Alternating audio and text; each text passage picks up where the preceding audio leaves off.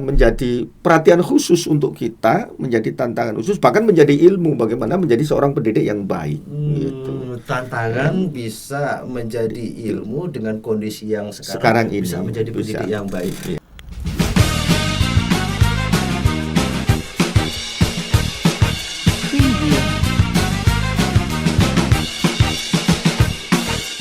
Assalamualaikum warahmatullahi wabarakatuh. Selamat datang pemirsa podcast NU Media Jati Agung. Hari ini kita di tengah-tengah studio. Luar biasa sekali, sebuah keberuntungan bagi studio NU Jati Agung. Telah hadir di tengah kita kiai yang memang sudah lama berkiprah, bahkan perjuangan beliau khususnya di Jatimulyo, Jati Agung, dan umumnya di Lampung. Dan hari ini bisa hadir menyempatkan waktu untuk berbincang-bincang, ngobrol santai di podcast NU Studio Jati Agung. Beliau Kiai Haji Ahmad Jumadi. Assalamualaikum Pak Yai. Waalaikumsalam warahmatullahi wabarakatuh. Ini luar biasa. Ya, sebelum kita mulai, saya coba memberitahu sosok beliau ini seperti apa. Yang pertama, beliau pendiri Pondok Pesantren Tahfidzul Quran Nurul Furqon yang ada di Jatimulyo. Jadi ini luar biasa, pendirinya langsung yang ke sini. Ya, terus kemudian yang kedua, Mutasar MWCNU Jati Agung. Jadi ini tokoh sosok yang luar biasa yang hadir hari ini, dan juga pembina pengajian Ibu-Ibu Anisa Jatimulyo. Wah, ini Ibu-Ibu Anisa hari ini pembinanya ada di studio NU Jati Agung. Kita akan ngobrol santai. Nah, ini Pak Kiai, kalau kita melihat perkembangan fenomenal yang sekarang dengan pengalaman Pak Kiai, apalagi ini membina ibu-ibu pengajian, pendiri pondok pesantren, lalu kemudian saat ini Mutasar MWCNU Jati Agung. Karena Mutasar ini kan posisi nggak sembarangan gitu Pak, ngualati lah bahasanya. kalau aneh-aneh. Nah, tapi sebelum memulai, saya mungkin pengen tahu sedikit. Pak Kiai Ahmad Jumadi ini adalah pendiri Pondok Pesantren Tahfidzul Quran Nurul Furqon. Mungkin bisa diceritakan Pak, proses pendiriannya, terus kemudian hari ini dengan proses pendidikan. Mungkin peserta atau kemudian penonton yang mendengar ini mungkin mau mondokin anaknya, apalagi di wilayah Jatimulyo. Monggo Pak Kiai bisa diberikan sedikit pencerahan tentang pondok pesantren yang panjenengan dirikan ini Pak Yai. Ya. Assalamualaikum warahmatullahi wabarakatuh. Waalaikumsalam warahmatullahi wabarakatuh. Langsung saja mengenai pendiri atau mendirikan pondok pesantren Tahfidzul Quran Nurul Furqon di Jatimulyo, tepatnya di Gang Tamin, Blok 2 Jatimulyo. Bahwa yang pertama, kami sejak sebelum punya anak. Sebelum punya anak saya sudah punya cita-cita. Bagaimana saya nanti ketika punya anak, saya berharap kepada Allah, anak saya salah satunya ada yang jadi ahli Quran. Ya, alhamdulillah dikabulkan. Anak saya yang putri mondok di Kudus. Di Jawa. Iya, di Jawa, di Kudus. Di tempatnya Mbah Yai Kotir. Itu diberikan fadl oleh Allah bisa menjadi hafizah. Wah, maka luar biasa ya. Ya, rahmat dari Allah yang luar biasa, fadl dari Allah yang luar biasa. Karena saya memang punya cita-cita, pinginnya itu. Alhamdulillah dari proses perjalanan panjang terus diberikan oleh Allah. Nah, setelah anak saya wisuda Al-Quran, wisuda di Kudus, kemudian saya tergerak hatinya untuk punya pondok sendiri untuk mengembangkan, kemudian mensyiarkan Al-Quran. Maka di tahun 2021 masih zamannya COVID itu, saya bersama keluarga dan masyarakat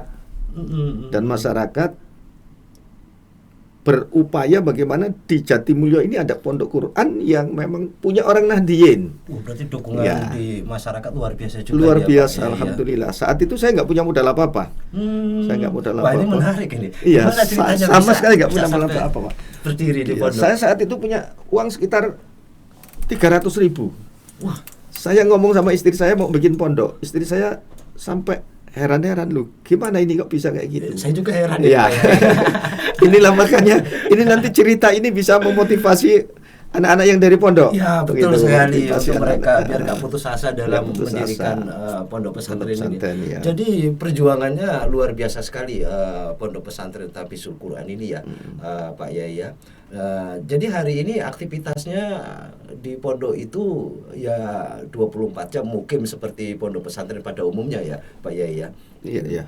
Jadi setelah kami kumpulkan masyarakat, saya masih teringat betul ini, mudah-mudahan dari jariahnya Pak Sugianto, mantan kepala desa Jatimulyo. Oh, Pak Sugianto ya, Sugianto, peran sertanya. dia ngasih uang sama saya. Boleh disebutkan ini Oh, jumlahnya? boleh nggak Ya, apa-apa. saat itu ngasih uang 1.500.000, terus saya belikan batu untuk pandasi. Yang tujuan saya saat itu belum pondok pesantren. Wah. Tujuan saya bagaimana punya tempat untuk ngaji. Jadi gitu. amal jariah yang Iya, luar biasa, nih, Ini beliau mudah-mudahan sudah meninggal ini. jadi amal jariah yang mengalir lah. Terus singkat cerita, masyarakat banyak yang mendukung, memberikan dukungan, yang sehingganya saya berniat untuk membangun tempat yang sederhana. Ya alhamdulillah malah jadi sampai lantai 2. Wah, Ya sampai jadi lantai 2. Sampai jadi lantai 2, oke. Walaupun saat baru aja ada 2 kamar untuk ngaji. Dan alhamdulillah sampai saat ini anak-anak yang ngaji, anak-anak lingkungan sana sudah ada yang ngaji habis asar, kemudian habis maghrib. Terus tidak hanya ngaji Quran saja, tapi ngaji kitab. Ada saya merekrut, ada santri-santri yang ada di Jatimulyo yang tamatan dari pondok pesantren Darussalamah Wajepara yang ngajar kita, alumninya, agar supaya mereka ilmunya manfaat lah. Karena pesannya Mbah Yai itu yang penting pokoknya sampai rumah ngajar ngaji gitu. Saya menjembatani itu.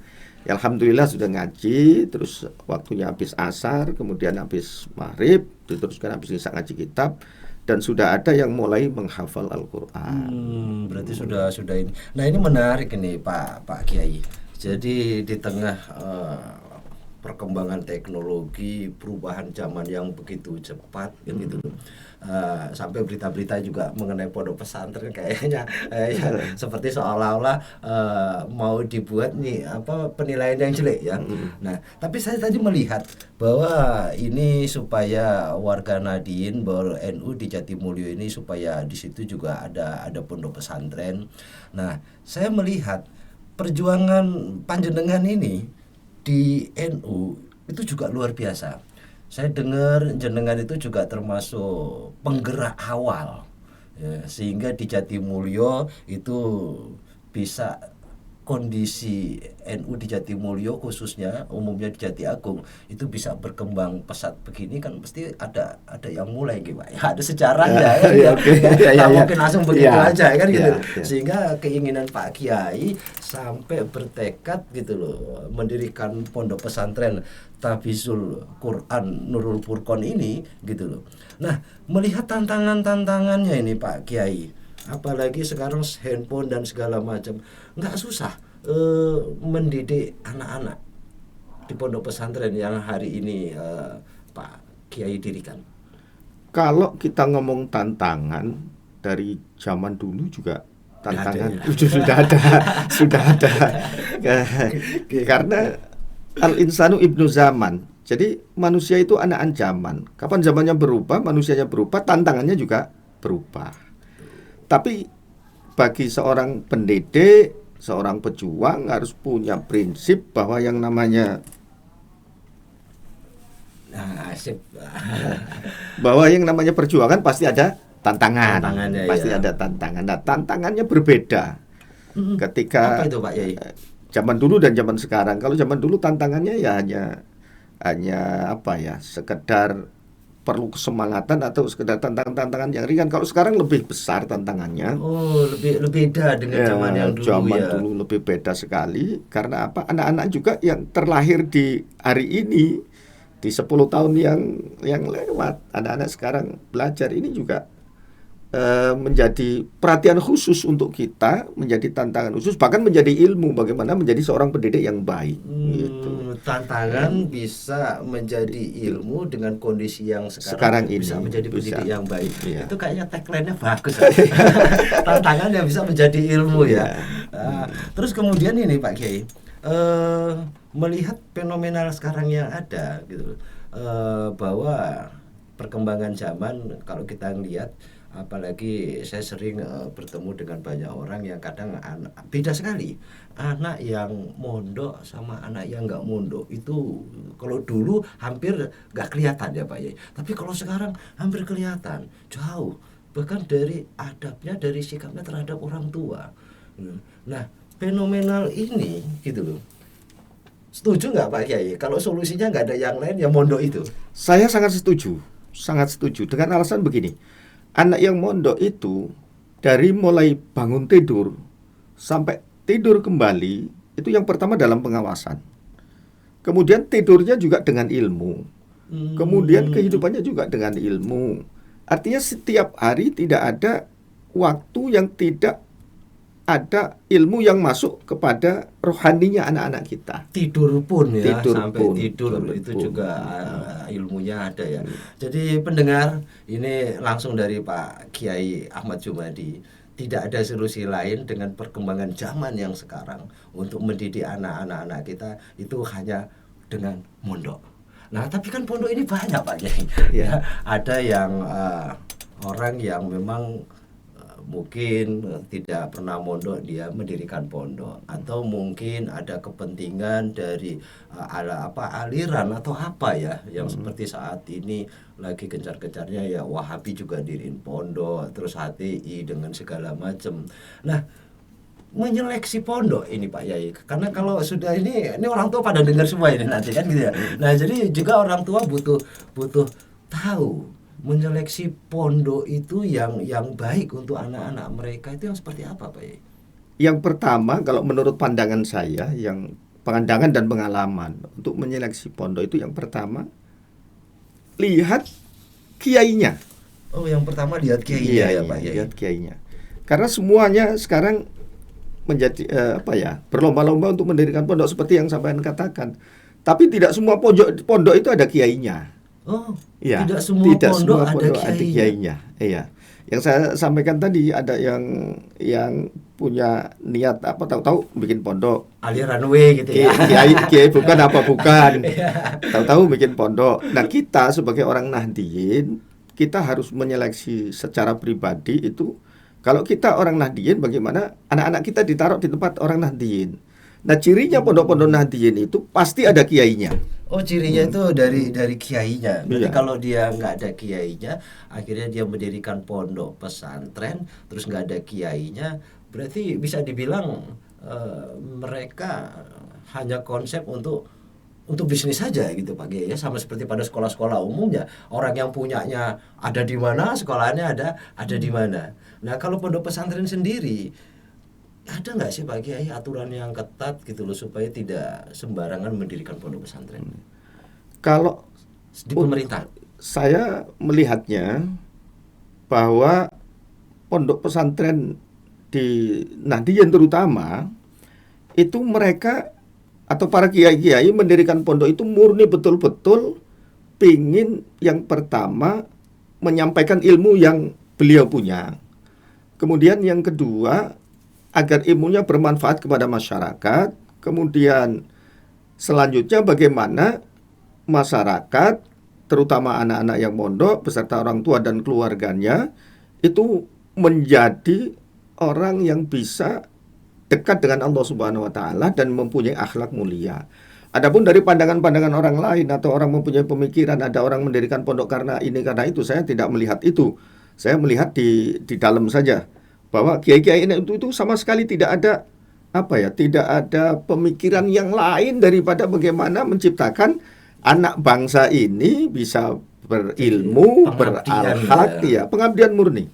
Pengabdian murni yang beliau memang niatkan. Jadi tidak ada ada kiai kok niat mendirikan pondok pingin jadi kaya, mendirikan pondok pingin ini. Bahkan kiai itu tidak melihat sebanyak mana muridnya, tapi sebagaimana dia punya cita-cita, pokoknya nggak ketang satu tetap tak ulang. Itu prinsipnya kiai itu. Bagaimana bisa menularkan ilmunya gitu ya, karena itu juga bagian dari amal jariah juga ya Pak Yai ya. Jadi memang kondisi yang saat ini pondok-pondok pesantren yang ada memang perlu diseleksi ya bagi orang tua. Iya. Ya. Jadi yang pertama syaratnya lihat kiainya. Iya. Ada nggak di pondok itu kiainya? Iya. Jadi kalau di pondok itu nggak ada kiainya, ya berarti sama aja seperti saya misalkan Pak Kiai menitipkan anak atau mondokkan anak terus nggak ada kiainya. Berarti anak saya sama siapa gitu ya Pak Kiai? Itu yang menjadi pertanyaan besar. Ya, nggak jelas jadi saya gitu loh. Jadi memang harus tahu betul, dilihat ada kiainya apa enggak. Kan gitu ya. Itu memang masuk akal. Kenapa? Karena kita sebagai orang tua, karena beban yang paling berat gitu loh, itu bukan menghidupi dan mencukupinya, tapi bagaimana mendidiknya.